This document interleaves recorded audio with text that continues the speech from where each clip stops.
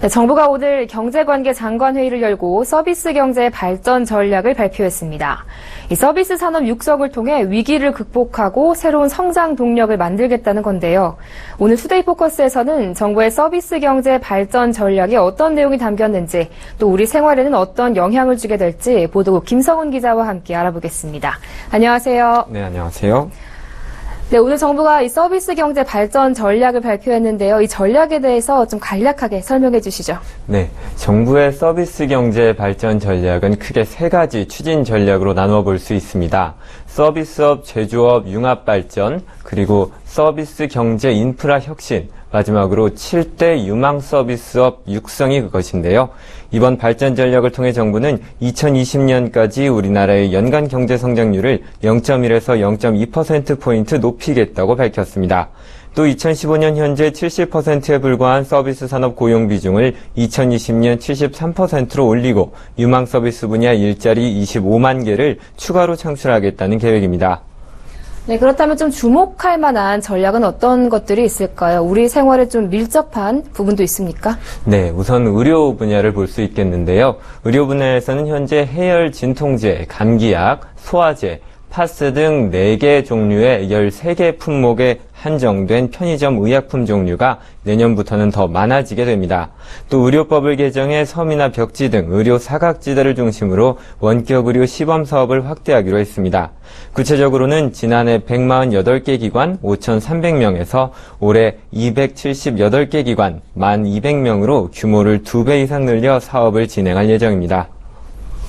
네, 지난해부터 또 화두가 되고 있는 이 핀테크 분야에 대한 전략도 있다고 들었는데요. 이건 어떤 내용이죠? 네, 맞습니다. 정부는 우선 인터넷 은행의 활성화를 위해서 IT 기업이 인터넷 전문 은행의 지분을 50%까지 보유할 수 있는 은행법 개정안의 국회 통과를 재추진하기로 했습니다. 올해 하반기 중에는 핀테크 기술 개발을 위해 필요한 금융전산 프로그램을 공유할 수 있는 금융권 공동 핀테크 플랫폼도 만들어집니다. 또 이르면 오는 11월부터는 인공지능에 기반을 둔 자산관리 서비스 로보 어드바이저가 투자자로부터 자산을 위탁받아 운용하거나 투자 자문을 할 수 있도록 허용됩니다. 로보 어드바이저 자문이 보편화되면 계좌 개설부터 자산 운용의 전 과정을 금융회사에 가지 않고 온라인으로 할 수 있게 됩니다. 네, 앞으로 번거롭게 은행에 갈 일이 더 줄어들게 될 것 같은데요. 이 택배와 물류 서비스에 대한 전략도 포함이 됐다고 들었는데 이건 어떤 내용입니까? 네, 드론 택배나 사물 인터넷을 활용한 화물 추적 서비스처럼 신기술을 접목한 물류 서비스의 조기 상용화가 추진됩니다. 우선 드론 사업 범위가 국민 안전, 안보 등을 저해하는 경우를 제외한 모든 분야로 확대됩니다. 현재 진행 중인 드론 택배 시범 사업의 성과를 반영해 내년 상반기 중 도서 지역 등의 상용화를 추진할 계획입니다.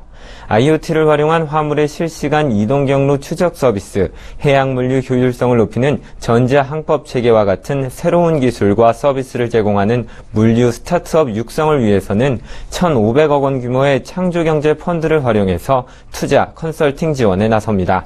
네, 정부가 이렇게 야심차게 대책을 발표했지만 일각에서는 이게 현안을 회피한 전략이다라는 지적도 있더라고요. 어떻습니까? 네, 그렇습니다. 이번에 발표한 서비스 경제 발전 전략 중 일부는 기존의 정책들을 보완하거나 구체화시키는 데 그침으로써 근본적인 해결책이 되기에는 부족하다는 목소리도 나오고 있습니다. 오토니아 소형 영업용 화물차 규제가 대표적인데요.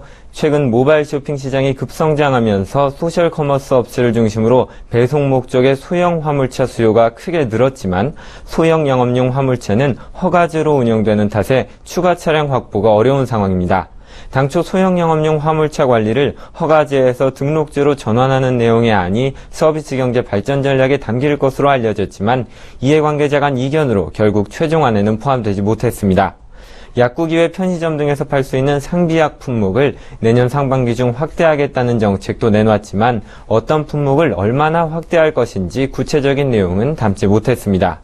전문가들은 과거에 나왔던 정책과 비슷한 수준의 발표인 것 같다며 정책 효과를 극대화하려면 백화점식으로 나열하기보다는 핵심 정책을 몇 개 선정한 뒤 집중적으로 관리하는 것이 중요하다고 조언합니다.